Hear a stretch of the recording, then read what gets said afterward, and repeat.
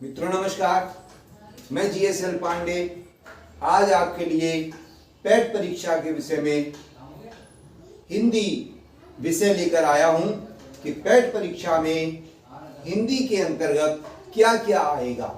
देखिए, हिंदी पेट परीक्षा में हिंदी जो है 15 अंकों का सम्मिलित किया गया है। इसको कहते हैं प्रारंभिक आहर्ता परीक्षा। इसमें 15 अंक की हिंदी आती है, 5 नंबर के अति लघु उत्तरीय प्रश्न और 5 नंबर का अपठित गद्य खंड, 5-5 नंबर के 2 खंड होते हैं। इस प्रकार से 15 प्रश्न होते हैं। तो देखें हिंदी का पाठ्यक्रम क्या क्या है। हिंदी में सबसे पहले चीज रखी गई है संधि। संधियों के विषय में पूछा गया है, संधि का नाम क्या होता है, संधि का विग्रह किस प्रकार से होता है, या विग्रह दे दिया तो उसका संधि किस प्रकार से होता है। इस प्रकार के प्रश्न उसमें पूछे जाते हैं। यहाँ एक उदाहरण के लिए मैंने एक शब्द लिख रखा है विद्यालय। विद्यालय में संधि विग्रह क्या है, संधि विच्छेद क्या है, और संधि विच्छेद के बाद उसमें संधि कौन सी बनती है। इस तरह के प्रश्न पूछे जाते हैं। तो यहाँ ध्यान रखें, विद्यालय शब्द में दीर्घ स्वर संधि है। इस प्रकार से अगला शब्द है विलोम शब्द। विलोम शब्द पूछे जाते हैं, जैसे आकाश का विलोम पाताल, अग्नि का विलोम जल।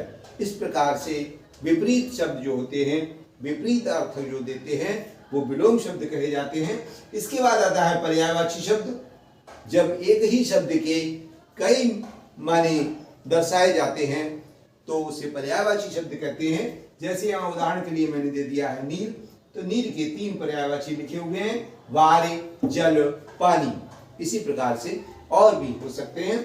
अगला प्रश्न है वाक्यांशों के लिए एक शब्द। वाक्यांश अर्थात एक वाक्य होता है या उसका अंश होता है और उसका उत्तर एक शब्द में देना होता है। जैसे कि जिसकी पत्नी मर गई है उसे क्या कहते हैं, विधुर कहते हैं उसे। इस प्रकार से इसी प्रकार जिसका पति मर गया है तो उसे विधवा कहते हैं। इसी तरह से प्रश्न पूछे जाते हैं। और अगला प्रश्न है लिंग से संबंधित। हिंदी में 2 लिंग होते हैं, स्त्रीलिंग और पुल्लिंग।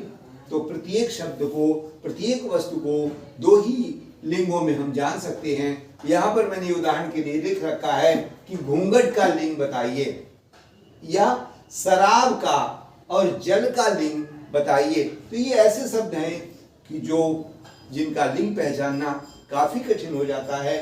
तो यहाँ पर मैं आपकी जानकारी के लिए बता दूं कि घूंघट शब्द में, घूंघट शब्द जो है वो पुल्लिंग है और शराब शब्द स्त्रीलिंग है, जबकि जल शब्द पुल्लिंग है।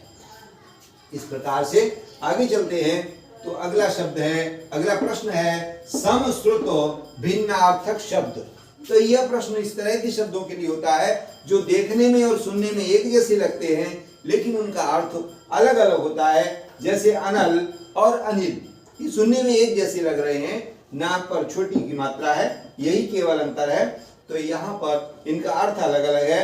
अनल मानी अग्नि होता है और अनिल मानी हवा होता है, वायु होता है। इस प्रकार से अगला प्रश्न है मुहावरे और लोकोक्तियों से संबंधित। जैसे एक वाक्य है अंधे की लाठी, ये एक मुहावरा है। अंधे की लाठी का अर्थ होता है एकमात्र सहारा। तो इस तरह से लोकोक्तियां और मुहावरे आ सकते हैं। और फिर सामान्य अशुद्धियां, किसी वाक्य में या शब्द में कोई अशुद्धि सामान्य हो सकती है, छोटी मोटी भी अशुद्धि हो सकती है, तो उसे भी पहचानना आपका कार्य है। तो देखें, जैसे मैंने यहाँ लिख रखा है एक वाक्य, इसमें वाक्य में एक अशुद्धि है कि आज रविवार का दिन है। तो ध्यान रखें कि रविवार में भी बार शब्द भी दिन होता है, और दिन अर्थात एक शब्द 2 बार आ गया है। दिन माने दिन है और वार माने भी दिन है। इस प्रकार से एक शब्द को दोहराया गया है, यह इसमें अशुद्धि है। वाक्य होगा कि आज रविवार है। इस प्रकार से लेखक और रचनाएं गद्य और पद्य दोनों में पूछी जाएंगी। जैसे यहाँ पर एक उदाहरण दे रखा है कि चिंतामणि की रचयिता बताइए। तो चिंतामणि की रचयिता रामचंद्र शुक्ल हैं। इस प्रकार से प्रश्न पूछे जाएंगे। और 10वां प्रश्न जो होगा वो अपठित ग्रंथि का, इसमें 2 खंड होंगे, खंड का और खंड खा।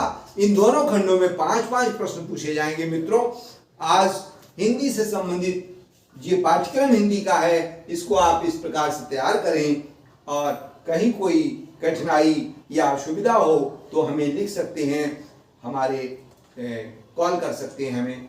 तो इस प्रकार से आज का वीडियो यहीं समाप्त होता है। मित्रों, आप हमें, अगर वीडियो अच्छा लगा है आपको तो सब्सक्राइब करें अगर पहली बार देख रहे हैं, और लाइक करें।